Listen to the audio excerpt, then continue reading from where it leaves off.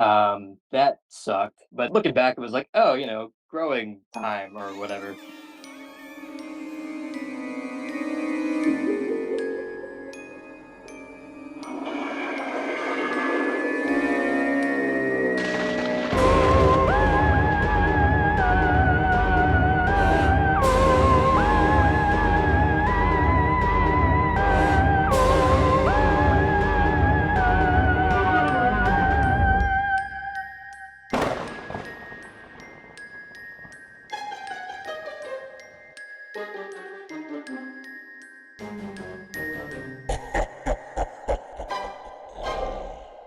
This is We Bleed Orange and Black, the podcast for Halloween and horror lovers.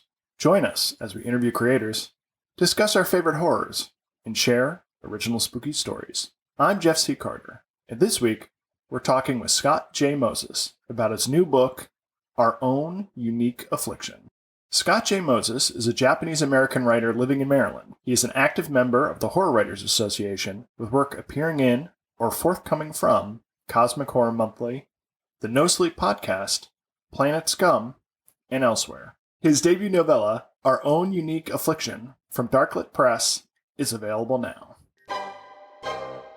Welcome to the show, Scott. Hey, Jeff. Thanks for having me. It's a pleasure to be here.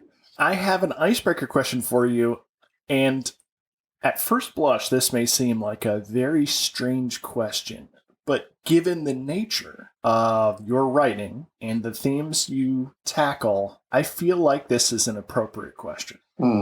Okay. Which of Scrooge's ghosts was the most effective? Oh, boy. This may be cliche, but I mean, when faced with your own death, I think you only really start to, not to get all melodramatic here, but I think you only really start to actually begin living once you realize you're going to die one day. I think it puts a lot in perspective. So you admit it was a great question. Oh, excellent question. Perfect question. I really could have saved that for the Christmas season, but it just seemed like too good. So can you tell us a bit about yourself? Where did you grow up? Yeah, I grew up in a little kind of mountain town in Virginia, in the Shenandoah Valley, Stanton. Just a small, isolated little, some may say haunted railroad town. Only really appreciated it when I left, but love going back now. It's just a quirky little place. What were some of the cartoons, comics, toys, movies, or books that freaked you out at a tender age? Honestly, I'm not even quite sure what actually got me into horror. Like, I don't want to say I had like a predisposition to it, but I do remember one of my earliest memories is maybe my earliest memory is my dad, who I love to death. He's holding me off of the side of this ferry, and we're in the ocean, and he's asking my mom if he can drop me, because I was just being a little asshole that day or something. And I've asked them both about this since, and they're like, "Yeah, I remember that day." And that's like maybe my first memory. So I don't know if that has something to do with it. You know, that explains a lot, and I'll just leave it at that. Fair enough. I should probably sit down with somebody, maybe talk that out, but I don't know. It's strange. That's what podcasts are. They're just a form of freewheeling therapy. Yeah, exactly. So what bridged the gap from being a young horror fan into a young writer for you, if you were a young writer? I always kind of just messed around with writing stories just for fun, of course, as a kid. I remember we'd have these free reading periods in fifth grade, and I would just clamber over to the shelf trying to get one of the Scary Stories to Tell in the Dark books. There were few, and people were kind of wise to them. Just that artwork, but just like, I wonder if I could kind of do this. I can think of, I would say, 3 instances that really pushed me into taking it, quote unquote, seriously. The first being an English teacher who assigned us to just write short fiction, any genre we wanted. And I'd written a werewolf story. Like, I knew I enjoyed writing, but I spent like 4.5 hours on it straight. And I was like, man, this is amazing. What is happening here? And then just getting feedback from him, I think that sparked something. I know when I first read Laird Barron and John Langan, like that short kind of weird horror fiction, I was like, oh wow, this is a thing you can do. As strange as that sounds, I'd never actually read that type of fiction before. And then I think the thing that kind of pushed me over the edge was reading Cormac McCarthy's The Road. Beautiful, but like sparse prose, and I didn't know that words could make you feel this way necessarily. That book actually, that along with House of Leaves, kind of rekindled my love for reading because I'd kind of fallen out with it for maybe 5 to 10 years, and then I was kind of reminded, like, oh man, I've been missing out. Just to be affected on a personal level. We've all gone through things, of course, when you put yourself out there in writing. Like, yeah, I know you write it for yourself, but you like to think that you can help others who are in similar situations. I don't know, the empathy there is just, I think that was the main draw for me, is just a way to be like really empathetic. Fiction in general as being a vehicle for empathy. You can almost look at the terrible things we all might not necessarily want to look at in our everyday life, especially through the lens of horror. I think you can look straight at those things through almost a prism. Things like loss and death and grief. Those are things we're all going to have to experience one day. And I think that's a way to not prepare, but maybe habituate to that, to where it's not so much of a shock as you experience those things. I think we're going to be circling these topics a lot as we get into your different projects. First, let me just hit you with things I've noticed from your social media. You briefly lived in Towson, Maryland, and my parents lived next door to Towson. Yeah. So what brought you to Towson, Maryland, of all places? I used to play in a kind of punk adjacent band, I guess, like kind of like Rise Against, Alkaline Trio type music. And where we lived in Virginia, there was just barely anywhere to play. No one gave a shit. So we were like mapping out cities, and we landed on Baltimore randomly because it's so close to DC, New York City, Philly. The tri-state area, Delmarva. We just like up and moved without a plan, really. We lived in a motel, a seedy motel, for about 50 days straight. That sucked. But looking back, it was like, oh, growing time or whatever. Better to look back at. Oh, sure, exactly. Yeah, grateful we did it. I can't really say I'd do it again. Mm-hmm. You're like in your 20s and you're like, screw it, I'm just going to do this. That's a proper punk aesthetic. Yeah, exactly. So that's just kind of how we ended up here, yeah. So, Scrapple or Maryland blue crabs? I've never actually had Scrapple. Good for you. It's horrendous. For those listening, every joke or stereotype you've heard about pork products, Scrapple is the dark truth to all of them. Oh, yeah. Oh, I know of it. I know of its evil manner. But yeah, I've never tried it. And I've never actually had Maryland blue crabs since I've been here as well. And I've been here for 9 years. How have you avoided it? I don't know. I eat crab cakes for sure. Okay. But, I've never actually sat and like picked the crabs, and people are like, they almost have a stroke when I tell them that. But well, that I can see. There is a far, far difference between eating crab cakes, which are prepared in a very clean, neat, orderly fashion and presented on a plate or in a soup or whatnot, than grabbing a mallet and taking it to the exoskeleton of a crustacean and smashing it apart and ripping out all the bits. That you need a guide to take. It's like some kind of horrible drug culture where you need a guide to take you into these seedy underworld practices. I'm all for it. I just haven't gotten around to it. It's been almost 10 years. Well, I'll tell you what, Scott. I'm actually headed to Timonium in a couple weeks. Okay. Who knows? Maybe we can get together and I could teach you how to bust out some crab cakes. I'm all for it. There's actually an Irish pub I go to in Timonium as is, so I'm familiar. That sounds amazing. Okay, cool. Okay, last question from social media. You post a lot of anime. I would like to know, what are some underrated gems that you think deserve more attention? Well, I know this one gets quite a bit of attention, but I love it so much I can't not mention it. I'm just a huge Cowboy Bebop fan. Mm-hmm. I think it's like one of the greatest. Well, I know they can't see this in the audio. Oh, sweet.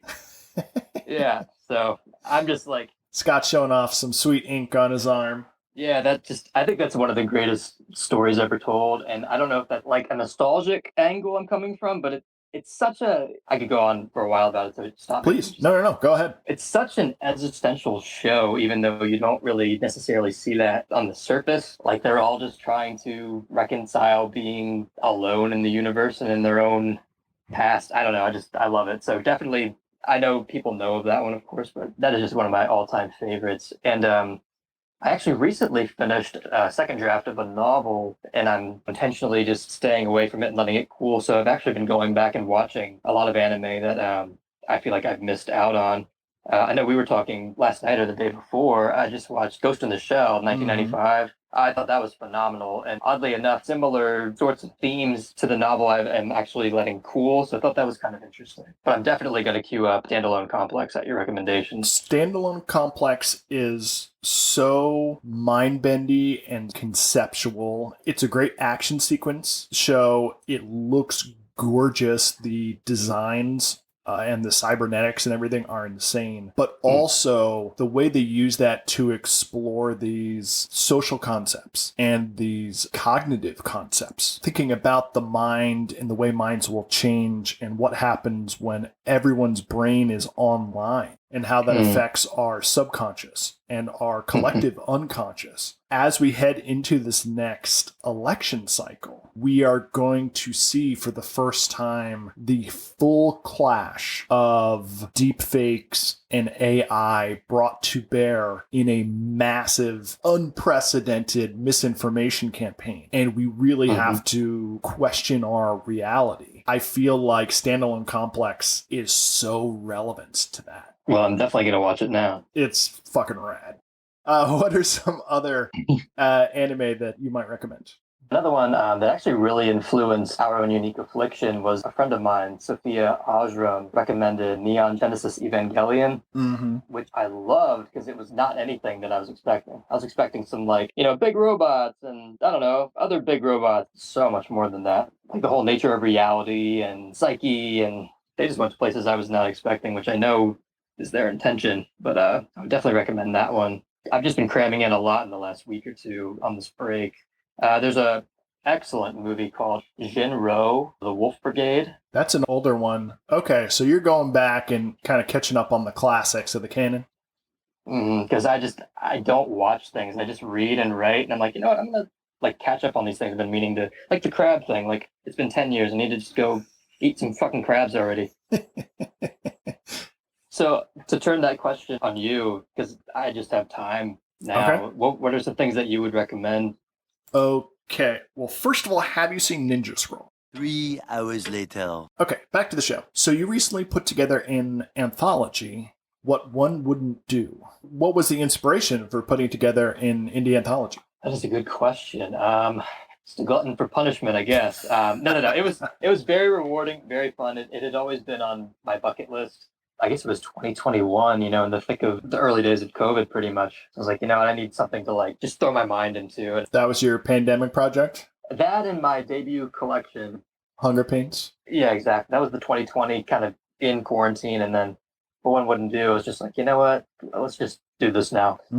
But yeah, the inspiration, I guess, is I'm always kind of drawn to that theme. Just kind of like what you were just discussing as we were talking earlier about the Demon Slayer show. It's like you see that, how they got to where they were, and I just love that theme. And I just finished Laurel Hightower's Crossroads, and I was kind of bumping this idea around in my head, and I was like, oh, clearly, she's writing about this theme as well. So I just asked her, I was like, hey, I think I'm going to do this thing. A, would you like to write the introduction? B, would you like to submit something for consideration? Because I think we're on the same wavelength here. And it just kind of grew from there. I got around, I think it was maybe 450 submissions. And Wow. I was blown away by people wanting to be in it. And I would just get home from work at around 6, and I would read subs until 1 in. And I did that for about 11 days and worked way too hard and way too fast. I totally burnt out in the clinical sense.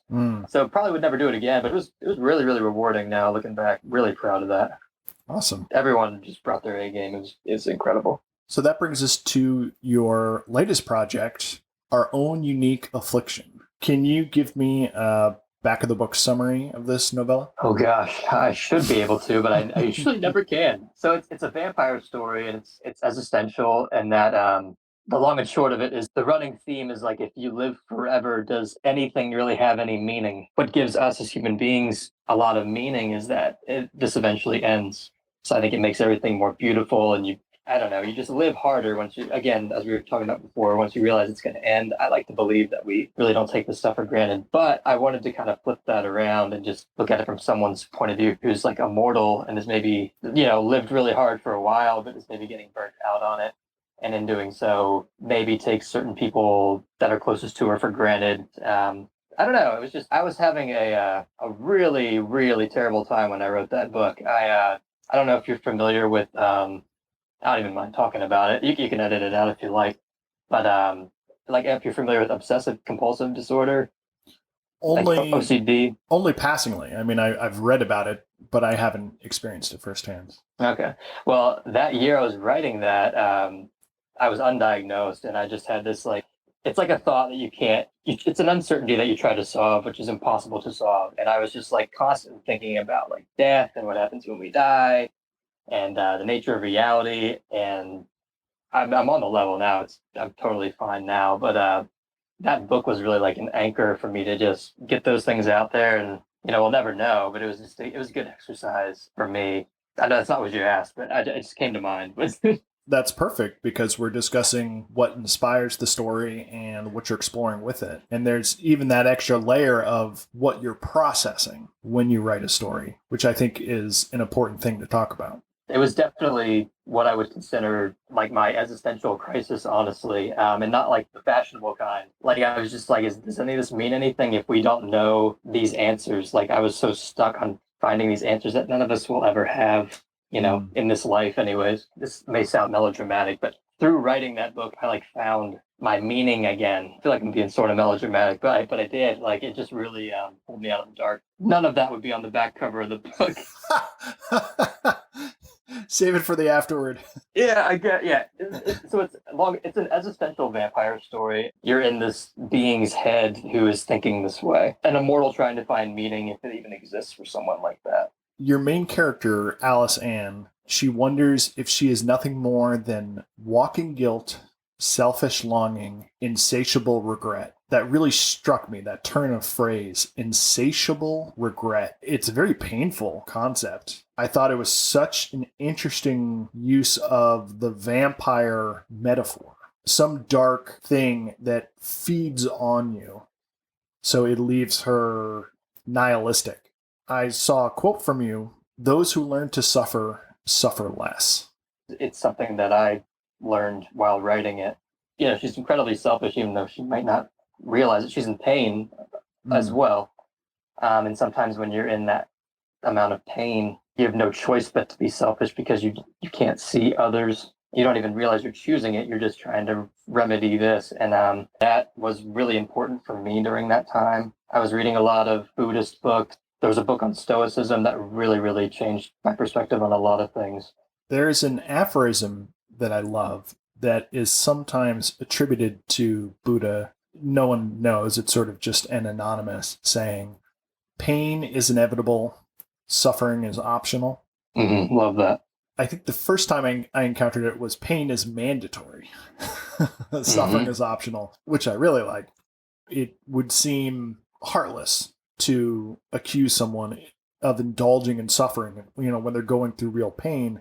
But I think we have to be careful that we don't get captured by pain. We don't live in that space only, because then that becomes suffering, and that could just become a downward spiral. Exactly. I couldn't agree more. Pain, like you said, pain is almost the knife wound that you don't see coming. Suffering is choosing to maybe, not to get graphic, but it's to stick your finger in the wound and stew in it. It is a choice. That's different from grief in that there is a period where you're grieving something that's totally different. But as you said, you can become comfortable. And I was in this spot for a long time where I was depressed, but I wasn't doing anything to get active in my own recovery. I was just there. And eventually it became comfortable, and it was almost uncomfortable to do the right things, to live a good life and just to get active in, not to use that phrase, but get active in your own recovery. It takes effort to a way lesser degree. Say you're in a job that you hate, you're comfortable in that job you hate. There's something in your brain wanting to keep you safe, even if the best thing for you is this thing over here. You're a big fan of blues music, correct? Oh, yeah, definitely. Do you see horror and blues as part of that same magic trick of turning pain into beauty? Oh, definitely, definitely. I am biased, but I think it does because we all have fear, and no one wants to talk about fear or loss. Same with the blues. I mean, they're just out here. The worst thing that ever happened to these guys and gals, they're just putting on paper and singing. There's like a raw empathy in both. There's no more frills. It's like you're just having a beer with someone, and they're like, "Hey, this is the worst thing that's ever happened to me." Mm-hmm. There's just something I love about that. It's just very human. It's like just cutting out all the bullshit and being like, hey, here's something real. It's nice when someone is like, man, thank you for telling me that. I've actually been through this. We don't know where we're going, if we're going anywhere after this, but if you can alleviate someone's suffering in the moment, then that has meaning, regardless of if anything else happens afterwards.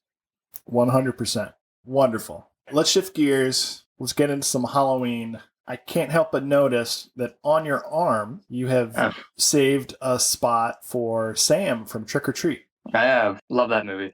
Just the anthology format, the interconnected stories, and just the general spirit of like Halloween. When I was a kid, and I'll precursor this with, I love my folks, but it was a very Christian household. So I maybe got like one real Halloween as a kid, which I think is maybe why I love it so much now. It was like watching what I kind of missed out on. So I just love it. It's not all devil worship. It's just a good reflection on mortality again, just There are many ways to celebrate Halloween, and I think one of the best is to reflect on mortality. yeah, I agree. And yeah, that's kind of just what I'll do. Like I'll just go out with friends and have a beer and the leaves are usually falling at that point and you're like this isn't forever. I'm just gonna live extremely present right now.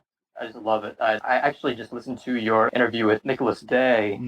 That was outstanding, by the way. But thank you. I could relate to a lot of what you all had been talking about as well. Yeah, that was more of that reflection on mortality aspect of Halloween. Every day I get older, and every day I sweeten to that idea of the memento mori aspect of Halloween and other holidays like Dia de los Muertos and things like that. Of course. Those things are present in every culture. What I love about that is that there's a little bit of Halloween. No matter where you go, almost any time of the year, some culture is celebrating their version of Halloween because everyone reveres their ancestors. Everyone worries about the unknown, and everyone celebrates those moments when you can have a harvest of some kind and just take stock of what you've got and enjoy it with the people close to you before it's gone. Yeah, amen. In a much sillier vein, do you have any local monsters? Virginia is a land replete with monsters. And Maryland, not too shabby. Maryland's got a couple spooks prowling around too. Do you have any favorites? There is an old urban legend in Richmond, Virginia about this burning vampire. Ooh. Richmond's oldest urban legends is the Richmond Vampire. Tonight, just in time for Halloween, Mark tells us about a ghost that lives on after the disaster.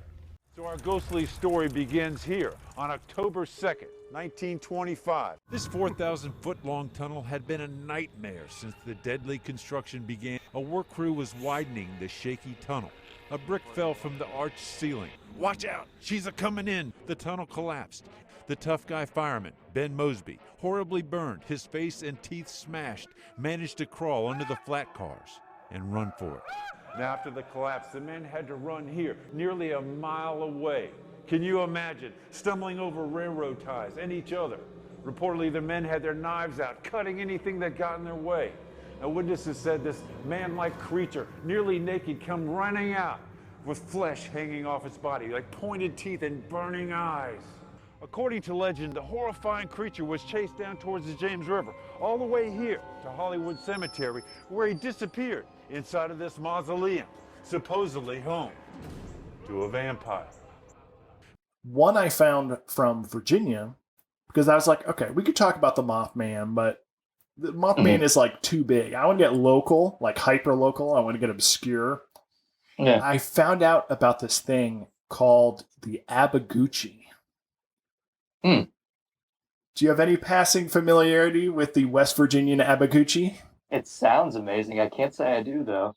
So the Abbagoochie is the mix of an owl, a fox, and a deer. It is allegedly native to Costa Rica, but was introduced into Virginia by the Department of Natural Resources because they wanted to control the population of predators like coyotes and rattlesnakes. But the problem is that the Abbagoochies are so fierce and voracious that they're like land piranhas. They just kept eating everything in sight and getting bigger and bigger and spreading and spreading. This was all a hoax that someone had published in 2001. And then he came out and was like, okay, guys, the Abbagoochies are fake. This was just like a gag article. But once you release a monster into the public consciousness like that, people started freaking out and seeing Abbagoochies everywhere. And it's like, you can't put that genie back in the bottle. Oh, no, it's like a shared hallucination at that point. If you look up a picture of the Abbagoochie, it looks like a chihuahua's face stuck on an owl. It's hilarious. It's great. All right. Sounds amazing. If people want to find out more, where can they find you online? So I'm on Instagram and Twitter at my name. It's Scott J like Jonathan _ my last name Moses. Cool. And you have a website? I do, actually, scottjmoses.com. Thanks for coming and hanging out, Scott. Yeah, thanks, Jeff. Glad to be talking with you today. It's great.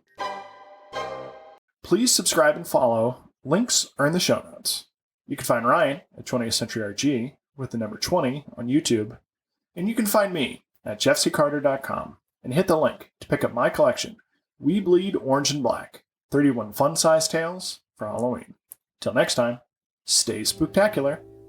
There's things for all kinds of people to hate, but there's one that everybody loves, and they call it Scrapple! Scrapple!